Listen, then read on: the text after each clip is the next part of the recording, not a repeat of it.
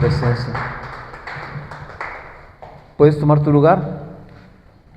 Dice la palabra que nosotros debemos entrar por sus atrios en alabanza. ¿Y sabes por qué Dios le gusta que le alabemos? Porque cuando nosotros entramos en ese espacio de alabanza, precisamente entramos en el atrio del tabernáculo.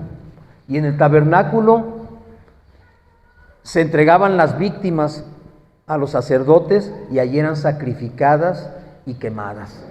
Y así sucede con nosotros. Cuando tú y yo entramos en actitud de alabanza para el Señor, nuestra carne, nuestra voluntad, nuestra persona, nuestro yo, ese ego que se levanta todo el día en nosotros y nos hace sentir que no tenemos por qué hacer esto delante del Señor, que no tiene ningún sentido.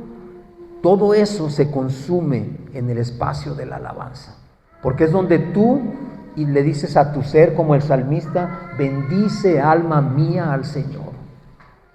Entrégate al Señor, ríndete delante de Él, y tu alma y tu cuerpo tienen que obedecer ese mandato, porque tu espíritu le ordena a tu alma que alabe al Señor.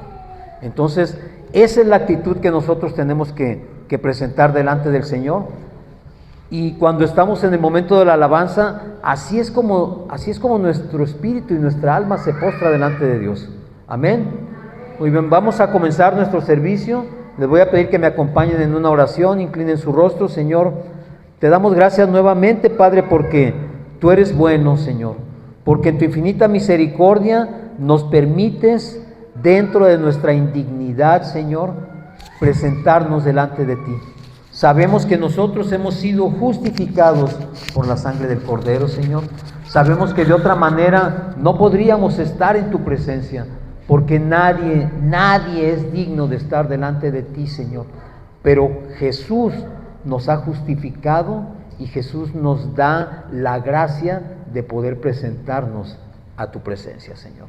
Gracias por este tiempo. Te pido que la palabra que tú vas a dar hoy a tu pueblo, Señor, se quede en sus corazones y dé fruto al 100 y al 1000 por uno, Señor, conforme a tu propósito y conforme a tu voluntad.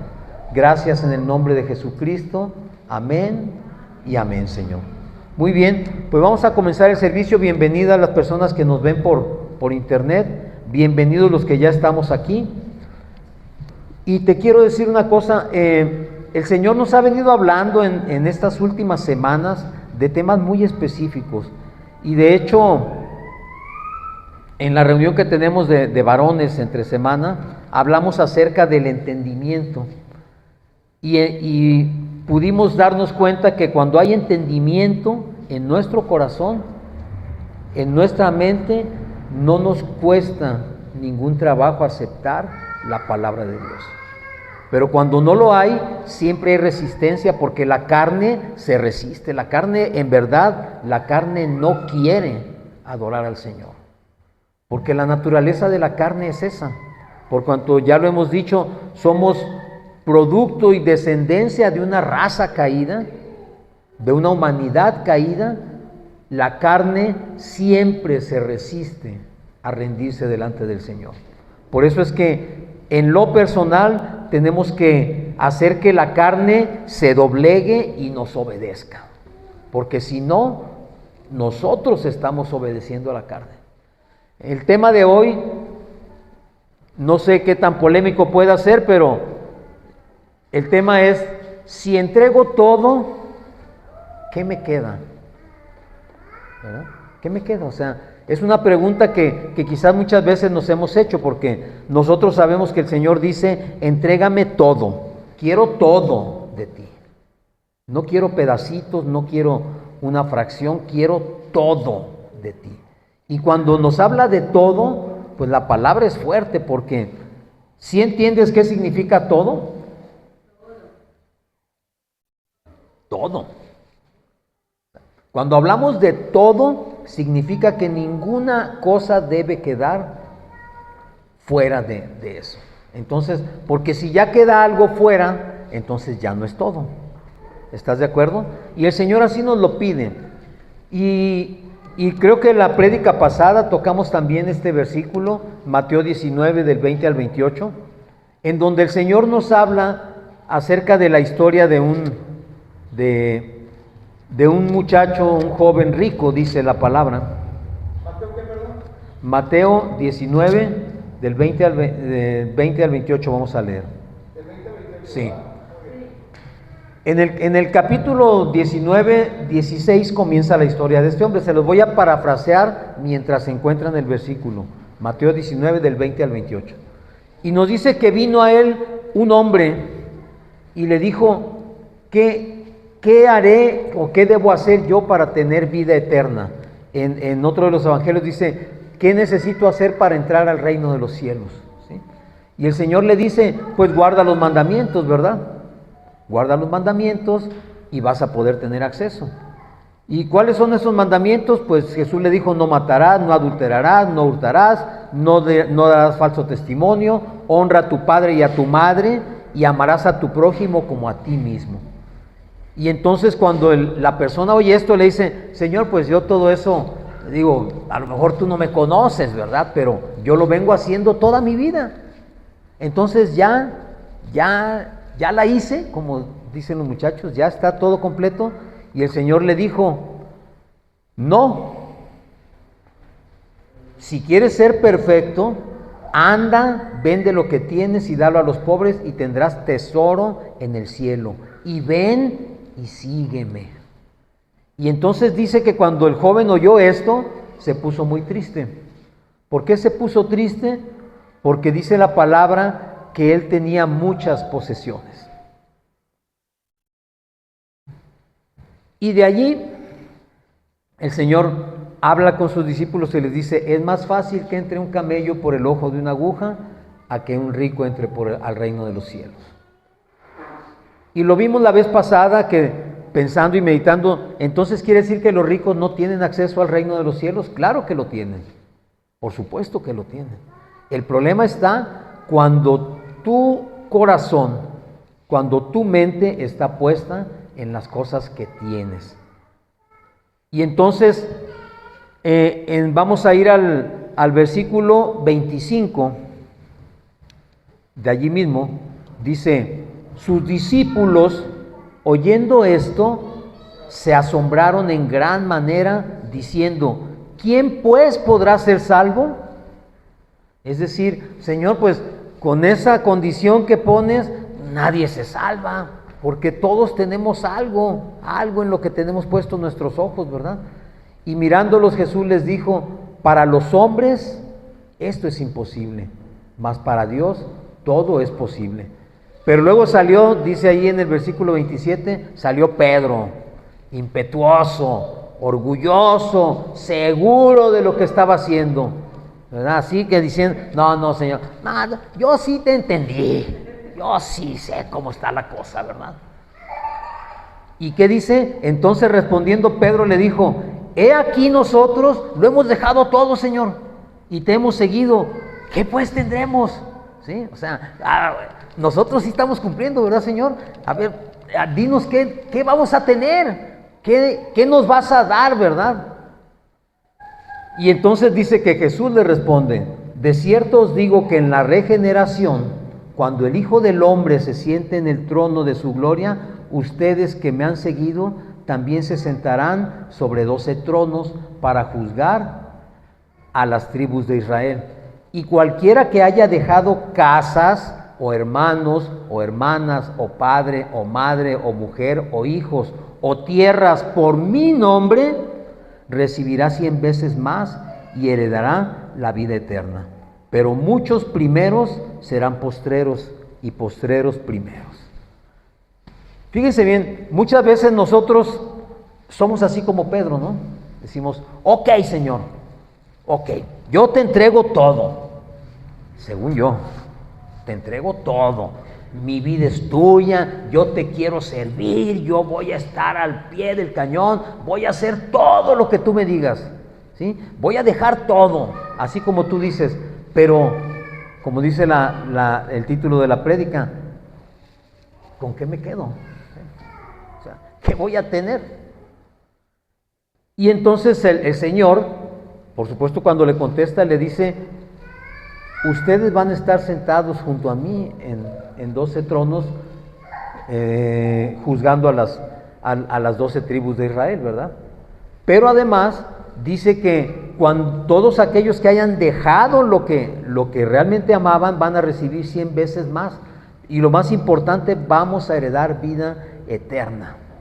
Pero luego, a manera de lamentación, dice: pero pues muchos primeros, es decir, muchos de los que tienen muchas cosas, de los que se creen superiores, de los que creen que están haciendo el gran esfuerzo, que están haciendo todo bien, muchos van a ser los últimos.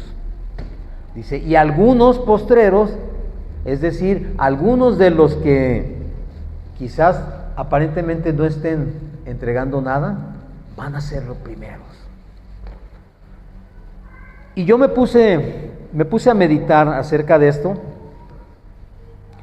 y entonces el Señor me mostró que el corazón del hombre es un corazón, como ya hablamos también en la prédica del miércoles, es un corazón engañoso.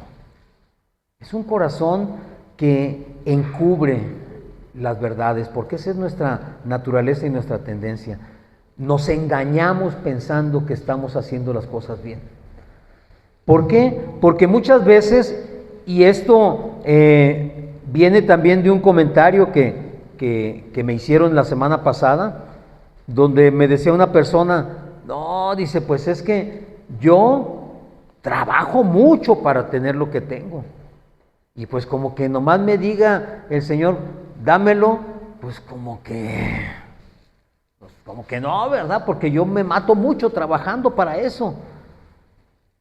Y fíjense bien, yo me puse a pensar, no sé cuánto dinero, íbamos pensando que fuera oro, porque pues el dinero originalmente es oro. ¿Cuánto oro puedes haber acumulado en tu vida?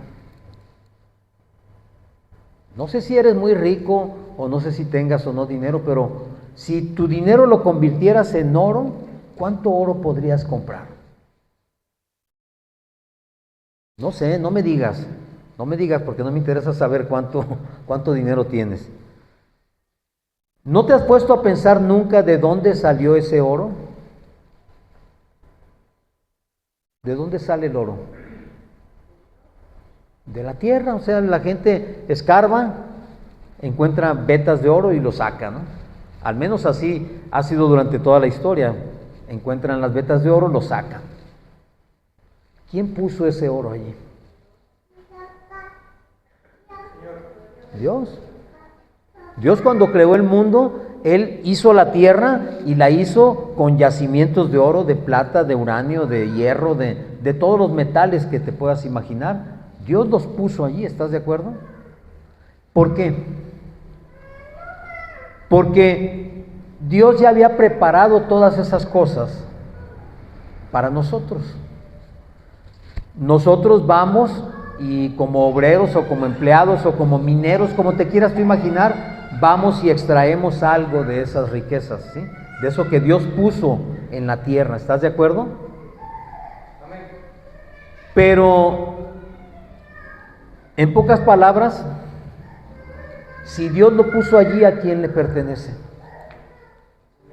Al Señor, exactamente. A Él le pertenece. Es cierto que nosotros tenemos que trabajar para conseguirlo, pero ¿estás de acuerdo que cuando Dios hizo el mundo no teníamos que trabajar para conseguir nada? Entonces es parte de nuestra desobediencia, como acabamos de cantar también, mi orgullo me sacó del jardín, ¿verdad? Y la humildad de Dios puso el jardín en mí. O sea, si nosotros en la persona de Adán no hubiésemos desobedecido, lo más probable es que no tuviéramos que escarbar por oro. ¿Verdad? ¿Estás de acuerdo? Porque tendríamos todo. Sin embargo, esa desobediencia levantó un ego en nosotros, como naturaleza humana, como raza humana. Y ese ego me hace pensar que por cuanto yo trabajo mucho, merezco mucho. Y si merezco mucho, lo que tengo, lo tengo bien ganado. Entonces, ¿de quién es? Mío. Eso me dice mi humanidad, eso es mío. Porque yo trabajé por él, yo me maté por obtenerlo. Entonces es mío. Y el Señor me puso un ejemplo. Imagínate tú que llego yo, para que sea más fácil, digo, si es que fuese fácil, que te dijera, ¿sabes qué? Carlos, necesito que me prestes tu auto, porque tengo una serie de cosas que hacer y tengo unos problemas, préstamelo unos días y te lo voy a devolver. Y tú, como me conoces, me dices, va, o sea, está bien, sí te lo presto, y me lo prestas. Durante esos días, los que sean, vamos a poner una semana, yo le pongo gasolina al auto, yo lo llevo a lavar, quizás se me ponchó una llanta, lo llevo a parchar, y a mí me está, de alguna manera, ese auto me está costando cierta cantidad, ¿sí? Porque yo lo estoy usando, ¿estás de acuerdo? ¿Qué pasa si después de 15 días yo no te devuelvo tu auto? ¿Tú qué harías?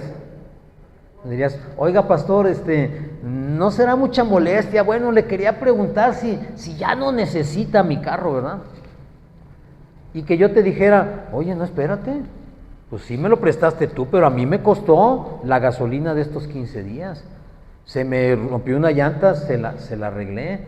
Se descompusieron los frenos, pues llevé a que los ajustaran. Es más, se ensució, así como está mi carro ahorita, se ensució y lo llevé a lavar. Entonces, pues yo creo que pues ya es mío, ¿no? Porque a mí me está costando. ¿Tú qué dirías? No, ¿verdad? No, pues no es tuyo. El carro es mío, yo te lo presté. Pues con las riquezas que Dios pone en el mundo es lo mismo. El Señor nos permite hacer uso de ellas, nos permite disfrutar de ellas, nos permite tener acceso a ellas y obtener lo que necesitamos por medio de ellas, pero nunca dejan de ser de Él.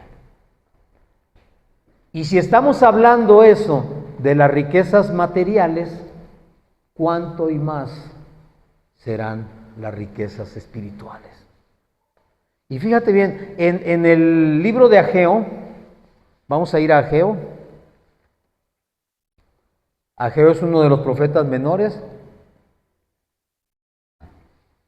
Y Ageo tuvo de parte del Señor el llamado para exhortar al pueblo, ¿a qué? A reconstruir el templo, ¿verdad? ¿Sí? Ok, vamos a ver Ageo 2:8,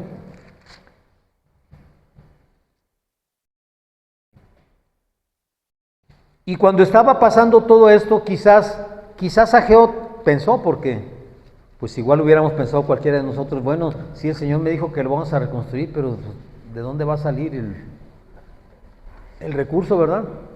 ¿Se necesitaba qué? Oro, plata, materiales. Se necesitaba recursos para poder hacer aquello. ¿Ya está? Ageo 2:8.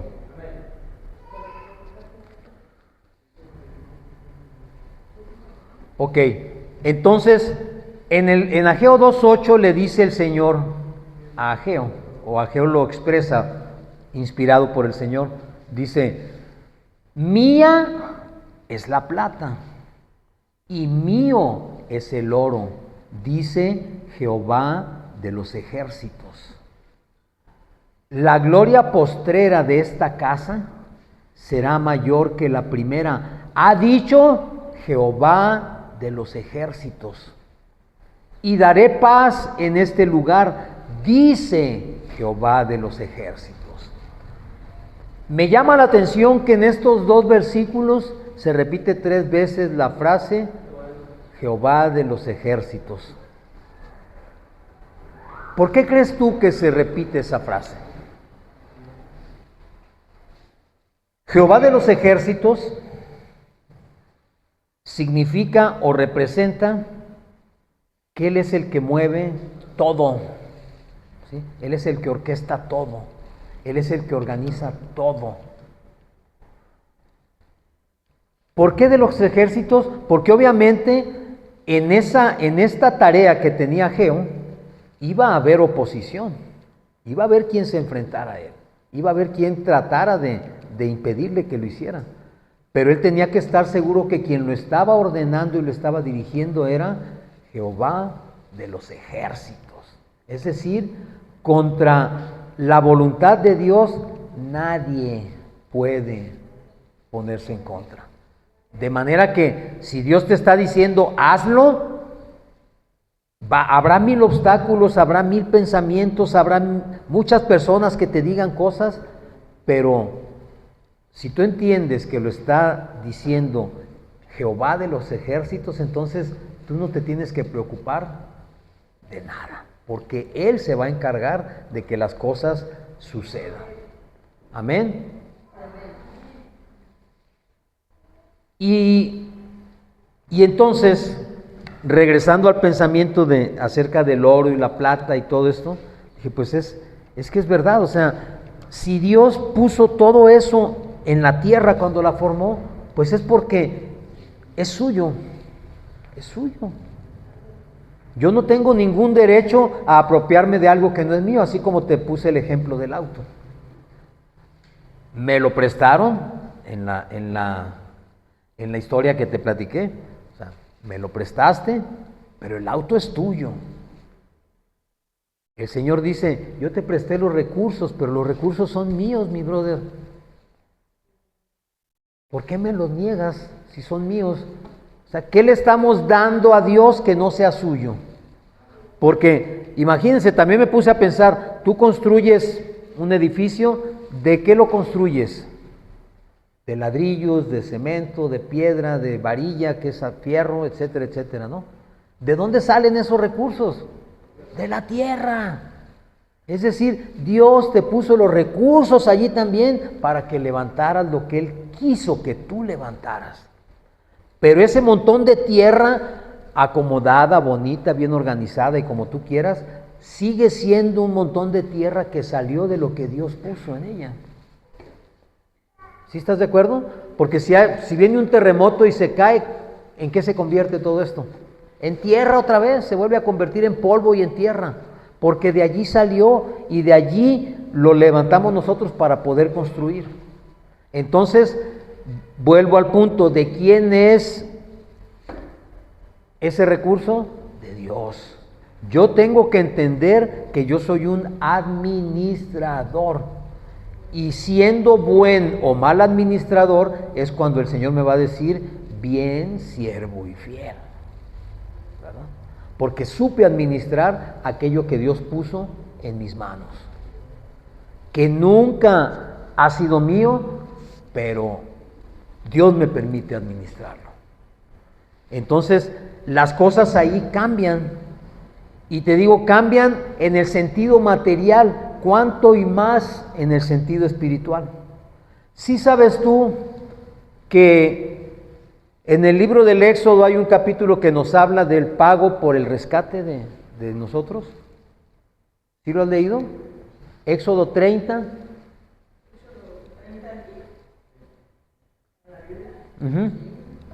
Éxodo 30, capítulo, empieza en el 11 creo, vamos a ver. Éxodo 30, 11.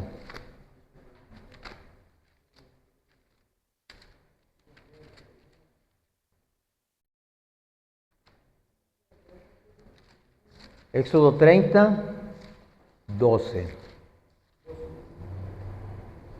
Vamos a empezar del 11. Desde el 11, sí. ¿Ya lo encontraron? Si lo encontraron, el título dice, el dinero del rescate. ¿Estás de acuerdo? Fíjate bien qué interesante está esto. A mí, yo lo estaba leyendo y dije, wow, o sea, lo he leído un montón de veces y hoy lo entendí de otra manera. Dice, habló también Jehová a Moisés diciendo, cuando tomes el número de los hijos de Israel, conforme a la cuenta de ellos, cada uno dará a Jehová el rescate de su persona. cuando los cuentes, para que no haya en ellos mortandad cuando los hayas contado. Esto dará todo aquel que sea contado. Medio ciclo. Dice la mitad de un ciclo. Espérame, ya me perdí. Esto dará todo aquel que sea contado, medio ciclo, conforme al ciclo del santuario. El ciclo es de 20 jeras. La mitad de un ciclo será la ofrenda a Jehová. Todo el que sea contado de 20 años arriba dará ofrenda a Jehová. Ni el rico aumentará, ni el pobre disminuirá del medio ciclo, cuando dieren la ofrenda a Jehová para hacer expiación por vuestras personas. Fíjense bien cómo dice aquí. Dice que cuando le dice a Moisés, cuando tú los reúnas para contarlos, todos tendrán que pagar medio ciclo. ¿Sí? ¿Por qué? Porque ya fueron contados. Y si son contados, significa que están dentro de, que son parte del pueblo de Israel. Ya fueron contados, van a pagar medio ciclo por su persona. Y yo me puse a ver cuánto es medio ciclo. Un ciclo, de acuerdo a las tablas de conversión que encontré por allí, más o menos habla de que son como 17 gramos, 14 gramos de plata, un ciclo. Pero dice aquí que es medio ciclo. Entonces significa que estamos hablando de 7, 8 gramos de plata, que todo mundo tenía que pagar. Pero fíjense cómo aclara aquí el Señor y le dice, ni el rico va a dar más, ni el pobre va a dar menos. Todos tienen que dar medio ciclo como pago por su persona. Es decir, si tú perteneces al pueblo de Israel, si perteneces a la familia de Dios, si eres hijo de Dios, tendrías que pagar ese medio ciclo. ¿Sí? Pero no se trata de que tengas más o menos, es un precio que Dios puso, es un precio que dice, en el 16 dice, y tomarás de los hijos de Israel el dinero de las expiaciones y lo darás para el servicio del tabernáculo de reunión, y será por memorial a los hijos de Israel delante de Jehová para hacer expiación por vuestras personas. Es decir, esto lo hacían cuando eran contados para decir, yo soy parte del pueblo. Pero me llama la atención que ni el rico ni el pobre tenía que dar ni menos ni más. Eso era lo que costaba, eso era lo que tenía que presentar. ¿Por qué? Porque ese era el precio que Dios había puesto. No te confundas, no voy a hablar de los diezmos ni de nada de eso, no va por ahí la cosa. Pero aquí nos dice que Dios puso esa ofrenda, ese pago por la persona, por el rescate. ¿Por qué? Porque el sumo sacerdote, cuando rociaba la sangre sobre el propiciatorio del arca, con la sangre de los corderos cubría los pecados de toda la gente. ¿De cuál gente? De la gente que había sido contada, de la gente que había dicho, yo pago el precio, o sea, yo lo pago porque yo sé que soy parte del pueblo. Por esa gente, porque no funcionaba para todo el mundo, funcionaba para los hijos de Israel. ¿Estás de acuerdo? O sea, para los que formaban parte del pueblo de Israel, para ellos era para los que funcionaba esto. Entonces, por cuanto se daba esto, dice aquí que se daba por expiación. ¿Y qué significa expiación? ¿Mande? Expiación significa, es el acto de padecer el castigo por los pecados para eliminar sus efectos. Es decir, era el pago para cubrir los pecados. ¿Por qué? Porque en hebreo expiación se dice kiper, y kiper significa cubrir. ¿Qué hacía la sangre de los corderos y de los carneros? Cubría los pecados del pueblo por un año. Es decir, esto se hacía cada año. Entonces, esa acción cubría los pecados del pueblo. Pero, si nosotros nos vamos a la palabra en griego que significa expiación, que es hilasterión, significa tomar el castigo completo que merecíamos por nuestros pecados. Y fíjense qué tremendo está esto, porque cuando Jesús fue a la cruz, Él fue vendido por unas monedas de plata, por 30 monedas, por 30 ciclos de plata. Y Él fue a la cruz como expiación o en expiación por nuestros pecados. Es decir, Él pagó por nuestros pecados, pero ya el pago que Él dio por su pueblo, por nosotros, ya no fue en plata, fue en sangre. ¿Estás de acuerdo? Entonces, si antes el Señor de alguna manera reclamaba lo que era suyo, porque dice, yo soy el dueño del oro y la plata, y tú tenías que pagar, y el Señor te lo reclamaba, ¿con cuánta más razón hoy el Señor te reclama a ti? No te está pidiendo tu dinero, no te está pidiendo ni tu oro ni tu plata, que ya dijimos y ya vimos que no es tuyo, pero no te lo está pidiendo eso. Eso no te lo está pidiendo. Él no dice vengan y traigan dinero. No, no dice eso. Dice en Proverbios 23, 26, dame, hijo mío, tu corazón y miren tus ojos por mis caminos. 23, 26.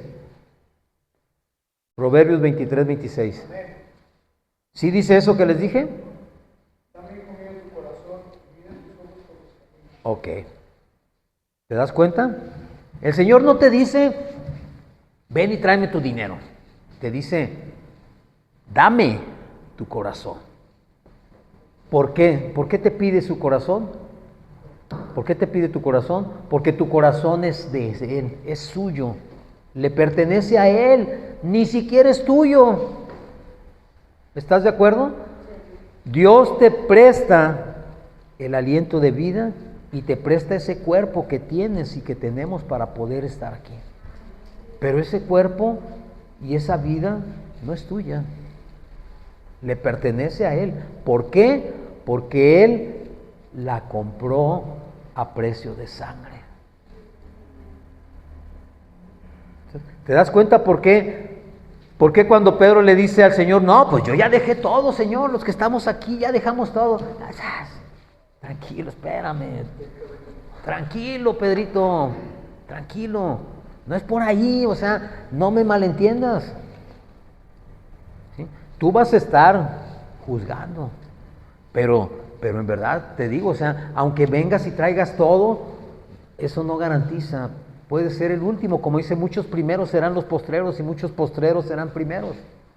No es por allí, no es eso lo que el Señor quiere de ti. El Señor quiere a tu persona, quiere tu corazón, quiere tu mente, quiere tu alma. Eso es lo que quiere el Señor de ti.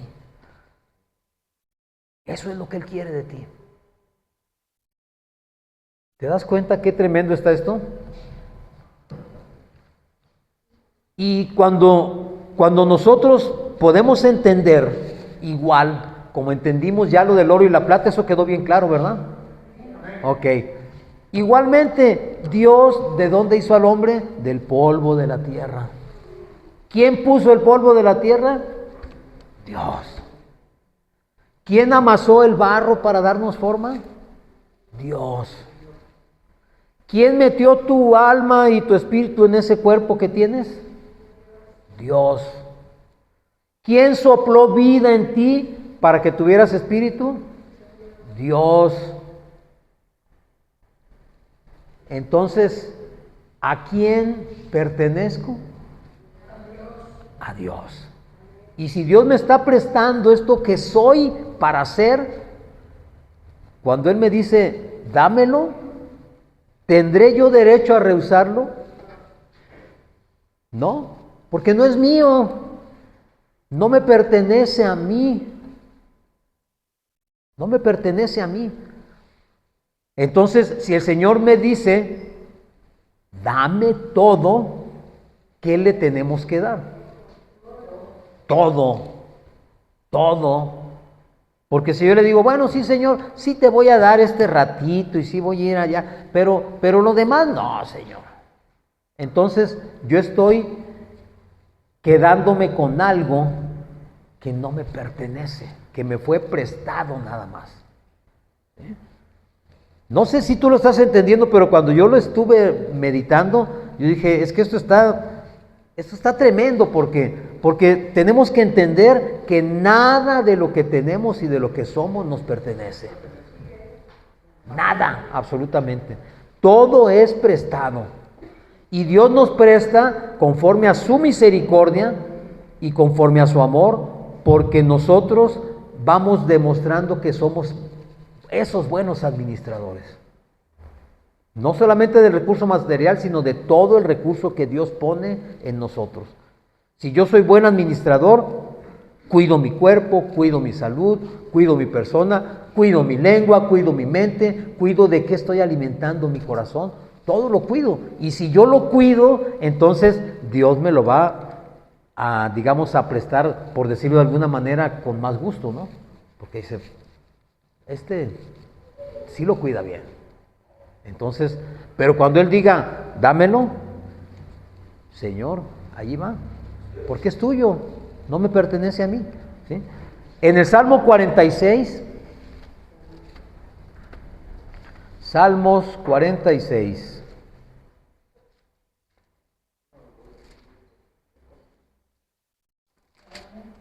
Salmos 46. Sí, 46. Bueno, déjame, les digo 46. Bueno, en el 1, vamos a empezar desde el 1. Fíjense bien lo que dice aquí. Dice, Dios es nuestro amparo y fortaleza, nuestro pronto auxilio en las tribulaciones. Por tanto, no temeremos, aunque la tierra sea removida y se traspasen los montes al corazón del mar, aunque bramen y se turben sus aguas y tiemblen los montes a causa de su braveza. Dice que nosotros no vamos a ¿qué? A temer. Pero en el versículo 7 dice, Jehová de los ejércitos está con nosotros. ¿Por qué no vamos a temer a esto? Porque no importa qué suceda y no importa qué perdamos, por llamarlo de alguna manera, yo no voy a tener temor de nada. ¿Por qué? Porque Jehová de los ejércitos está conmigo. El Dios del universo está conmigo. Entonces, yo no voy a tener ningún empacho en hacer lo que Dios me dice que haga, porque no voy a tener miedo, en absoluto, en absoluto. Créeme que el temor de muchos, por no decir de todos, a veces es dejar de hacer lo que estoy haciendo o vivir como estoy viviendo para hacer lo que Dios quiere que yo haga.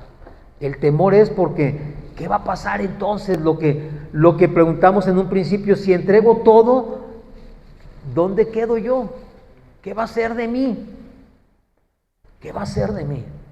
Y yo te puedo decir que muchas personas he conocido que han decidido, en verdad, entregarle a Dios todo. Y te repito, no me refiero al recurso material, sino entregarse completamente a Dios.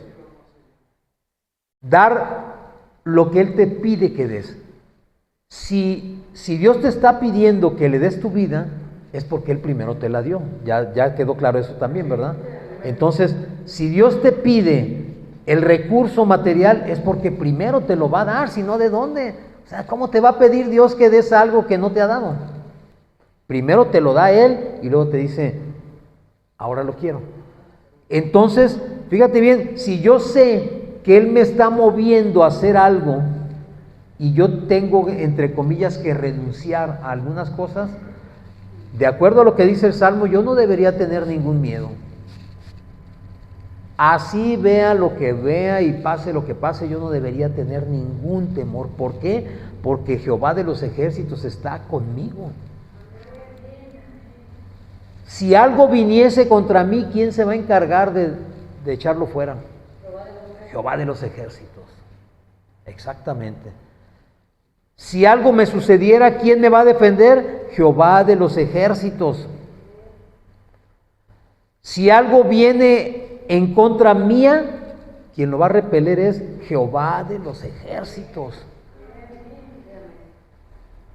Yo les platicaba en la reunión de varones de el testimonio de una persona, un amigo que conozco, y cuando les dije que al orar por él, Dios nos mostró que tenía que mantener la boca cerrada, y él iba a ser acusado, y ya a eso iba, a ser acusado y a ser quizás enjuiciado, y el Señor le dijo: no abras la boca, digan lo que digan, escuches lo que escuches, tú no abras la boca. Y lo hizo contra toda lógica humana, contra su misma seguridad, porque tú puedes pensar: ¿cómo si me van a acusar no me voy a defender? Pues no, si el Señor dijo no metas las manos, no abras la boca, lo tienes que hacer. ¿Por qué? Porque Jehová de los ejércitos va a luchar tu batalla, no la vas a pelear tú. ¿Por qué? Porque Dios nos conoce y dice: si abres la boca, tú solito te vas a echar la soga al cuello. Entonces mejor te quedas calladito, yo me encargo. Y así fue, así sucedió. Y así sucede muchas veces, porque cuando yo me doy cuenta que si el Señor me está diciendo haz esto y lo hago y las cosas salen bien, entonces yo puedo confiar en que el Señor va a estar conmigo. Y ahí mismo en el Salmo 46, en el versículo 10, fíjate lo que dice: estad quietos y conoced que yo soy Dios. En ningún momento el Señor te está diciendo ve y hazlo tú. Fíjate bien lo que dice: dice tú estate quieto, yo lo voy a hacer. ¿Sí?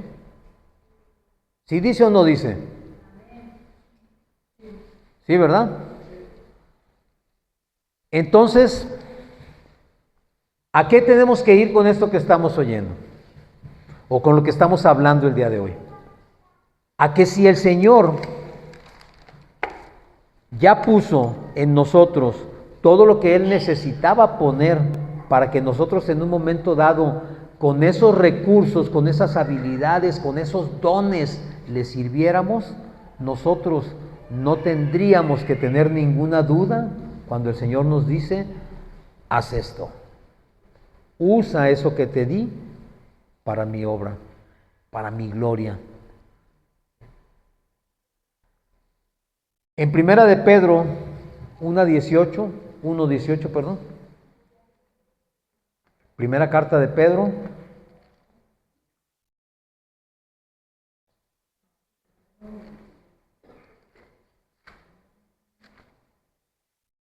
¿Ya lo encontraron?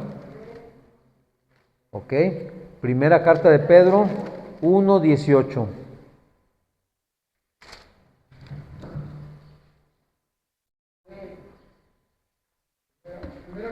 Primera carta de Pedro 1, versículo 18.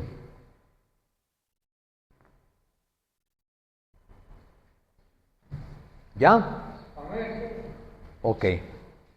Dice: sabiendo que fuisteis rescatados de vuestra vana manera de vivir, la cual recibisteis de vuestros padres, no con cosas corruptibles como oro y plata, que hablamos de un principio que se pagaba con plata, ¿verdad?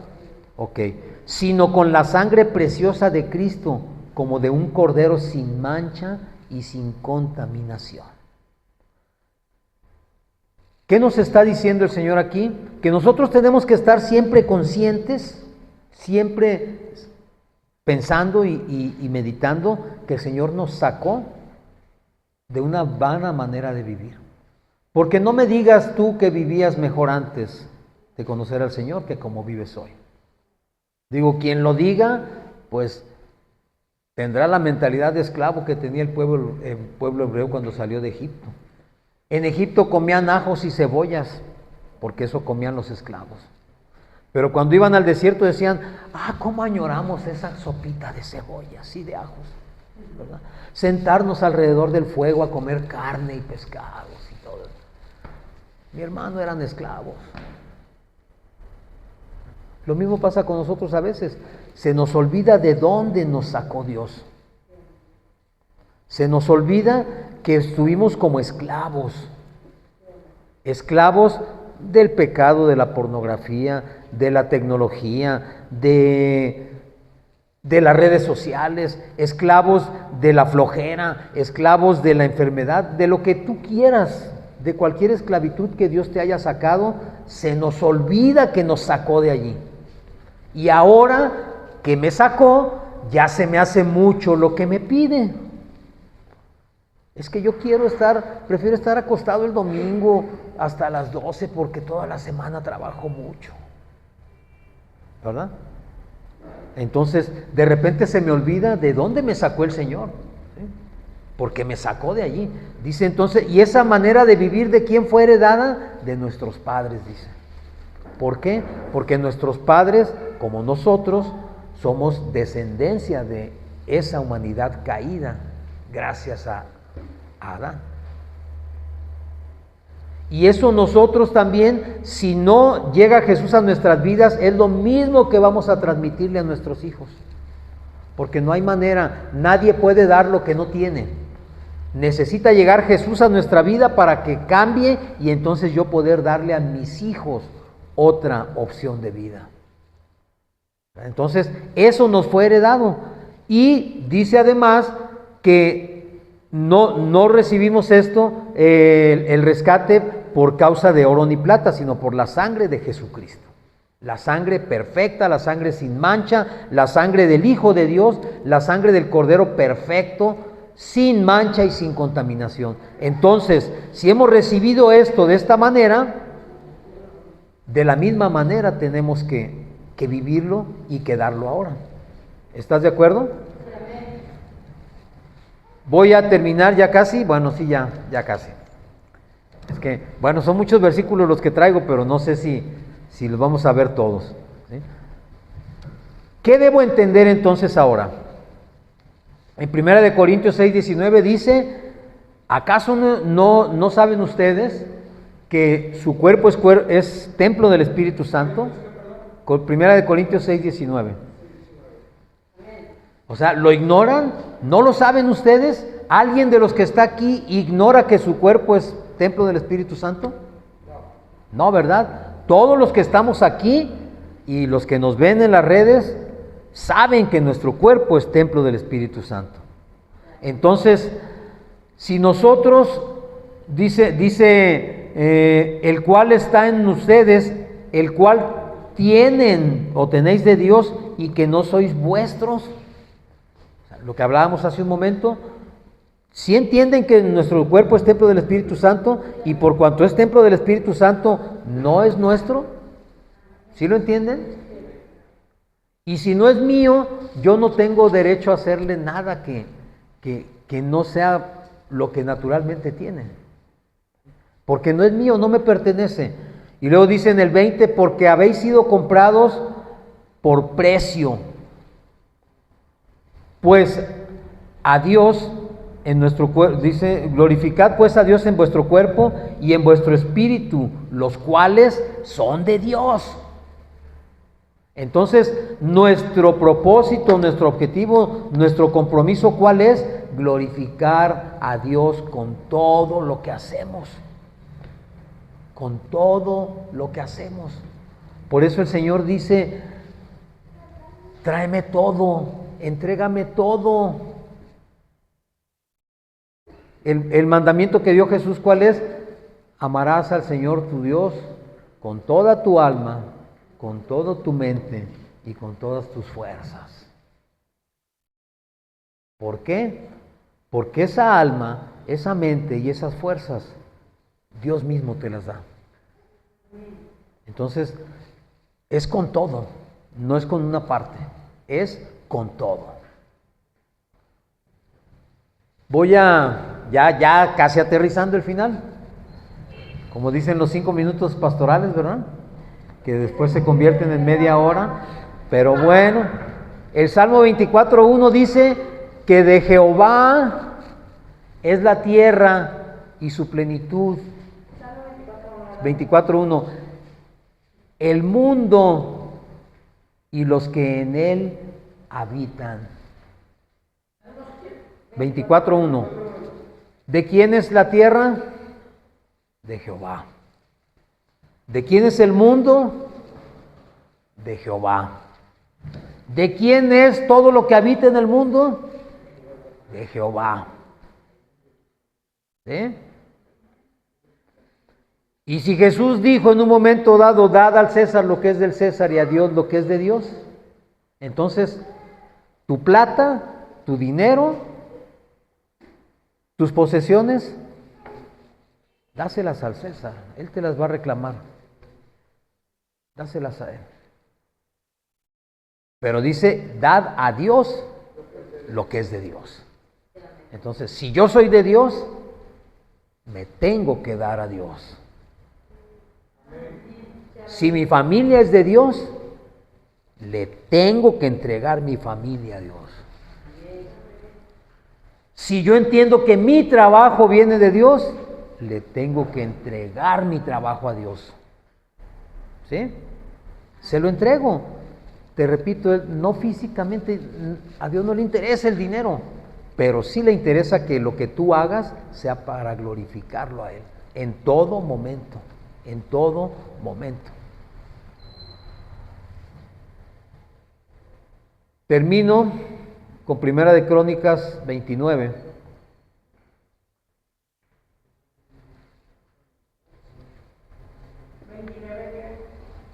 Perdón. Primera de Crónicas 29. No le puse, a ver, déjeme ver.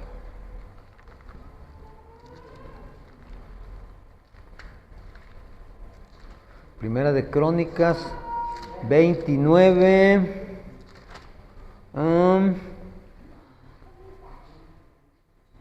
No le puse, ¿verdad?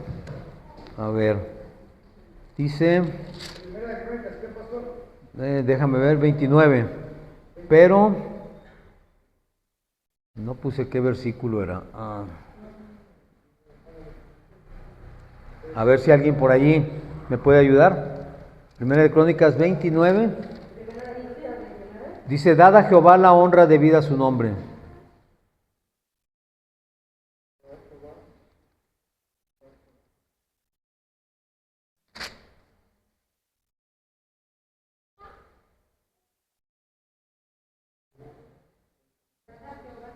La honra debida a su nombre.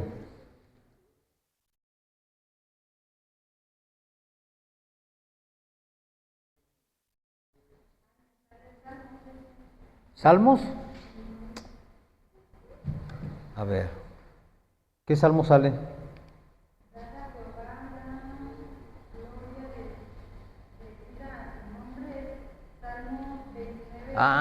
Entonces va a ser Salmos, mira, perdón. Salmos 29, ¿qué? ¿1? ¿2? Ok, perdone, 1000 perdones. Salmos 29, 2 dice. 29, 2. Sí, perdón. Así es. Dice, dad a Jehová la gloria debida a su nombre. Adorad a Jehová en la hermosura de su santidad. Cuando yo vengo a la casa del Señor, a lo que yo considero el templo donde me reúno para adorar a Dios, lo primero que debo hacer es entender que la gloria debida a Dios se la debo dar. Es decir, yo debo entrar, no quiero que pienses que religiosamente vas a entrar de rodillas y vas a caminar por todo el pasillo de rodillas hasta acá, no. Pero cuando yo estoy en el lugar donde busco la presencia de Dios, mi actitud, mi manera de comportarme debe ser la adecuada. Darle a Él la gloria que su nombre, únicamente su nombre merece. Porque Él es el nombre. En hebreo, Dios no tiene nombre. De hecho, se le llama Hashem, el nombre. No es un nombre que se pueda pronunciar, pero ese nombre que es el nombre merece toda la dignidad y toda la gloria. Dice, adorad a Jehová en la hermosura de su santidad. Nos estamos presentando ante el Creador del mundo, ante el Creador del universo. No es como tú y como yo. A mí me puedes saludar como quieras, de mano, de puño, de codos, como quieras. Yo soy un hombre como tú, una persona como tú. Pero estar delante de la presencia de Dios, mi hermano, eso es otra cosa. Dios merece toda la reverencia, toda la dignidad, toda la solemnidad, todo lo que yo pueda presentar delante de Él, porque estoy delante de la hermosura de su santidad. Santidad sobre toda santidad. La máxima. De hecho, Dios, decimos y conocemos por la palabra que es 3 veces santo. Santo, santo, santo. No hay nadie encima de Él. Estoy frente a la presencia del Santo de Israel. Del Santo, Santo, Santo. No puede haber mayor dignidad que la de Él. Entonces yo debo comportarme como merece la dignidad de Dios, la santidad de Dios. Y ahora sí termino. Cuando yo entiendo esto, y espero que hayas entendido todo el mensaje de la prédica, y si no, pues luego la vuelves a ver, para que, a ver si lo captas o si me brincó algo por allí. Si tú entendiste todo esto, ¿a quién le pertenece el universo? ¿De dónde salió? ¿Quién lo puso en tus manos? ¿Cómo Él te pide? Tu corazón te pide a ti. Lo demás es suyo. Te pide a ti que le entregues tu persona. En Romanos 8:32, vamos, en lo que lo buscan. Entonces, si yo entiendo todo esto, mi hermano, yo no tendría ni siquiera la mínima posibilidad de rehusarle algo al Señor. No la tendría. 8:32. Hace unos días veía un post por ahí en el internet donde decía que había gente que se había alejado de Dios, habiéndolo conocido. Y el predicador decía, si se alejaron de Dios es que no lo conocieron. Porque alguien que conoce a Dios jamás lo deja. Jamás lo deja. Cuando tú lo conoces, cuando tú entiendes quién es Él, imposible dejarlo. Imposible negarse a Él. Imposible rehusarle algo. Imposible no hacer su voluntad. Porque yo, cuando le conozco, reconozco y entiendo, por eso les mencioné del tema de entendimiento de varones, entiendo que el supremo ser del universo me está dando la oportunidad de conocerle. Entonces, dice en Romanos 8:32, el que no escatimó ni a su propio Hijo, sino que lo entregó por todos nosotros, ¿cómo no nos dará junto con Él todas las cosas? ¿Tú le rehusas algo al Señor? Cuando Él no escatimó ni siquiera a su propio Hijo para rescatarte a ti y a mí. Y si te dio a su Hijo, ¿cómo crees que no te va a dar más? ¿Cómo crees que no te va a dar lo que según tú necesitas conseguir por tu esfuerzo? Tú no hiciste nada para merecer que Jesús muriera por ti, ¿verdad? No hiciste nada. Y aún así, Dios lo puso en propiciación nuestra, como propiciación nuestra, en expiación nuestra, es decir, pagando y sufriendo el castigo que a ti y a mí nos correspondía. Si Él lo hizo y no lo escatimó, no lo pensó 2 veces, no dijo, no, mejor no, porque ese Oscar es muy cabezón y al rato va a estar otra vez como siempre. No, dijo, va. Por Oscar sí, por Oscar. Pero Oscar no se lo merece por eso, porque no se lo merece, ahí va. Si Él no escatimó a su Hijo para rescatarme a mí y a ti, ¿cómo crees que va a escatimar otra cosa? Yo creo y estoy convencido que si Él no lo hizo, yo no tengo ningún derecho a negarle lo que Él me está pidiendo. Ninguno, absolutamente ninguno, porque yo soy contado por pueblo, mi rescate ha sido pagado y ahora tengo una salvación y una vida eterna que no hice nada para ganarla, que para mí ha sido gratis, pero el precio que se pagó por ella es el precio más alto que se puede pagar en el universo: la sangre del Cordero de Dios, la sangre del Hijo de Dios derramada por ti y por mí. Ahora vuelvo a la pregunta inicial: si entrego todo, ¿qué me queda? ¿Te queda algo? ¿Estás consciente de que te va a quedar? ¿De lo que te va a quedar? Te queda el Señor en tu vida. Te queda Jesucristo en tu vida. Y si tienes a Jesús, lo tienes todo, mi hermano. Puedes aplaudirle al Señor. Gloria a Dios. Gracias, Señor, por esta palabra.